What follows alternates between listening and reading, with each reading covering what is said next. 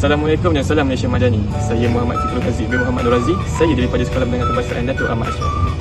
Dalam rancangan pendidikan Malaysia iaitu RPM, terdapat 5 ciri murid sejahtera yang dapat memajukan bangsa dan juga negara. Yang pertama ialah adab. Adab ialah perbuatan menghormati orang lain. Contohnya menghormati guru. Bab kata mutiara, adab dulu baru ilmu. Seterusnya ialah berilmu.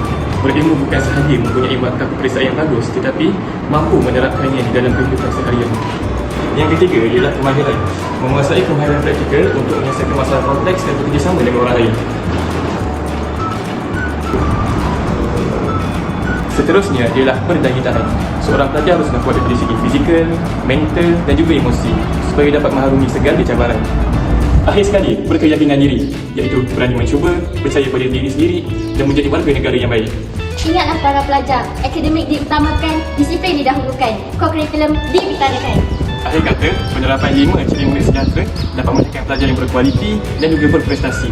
Sekian, terima kasih.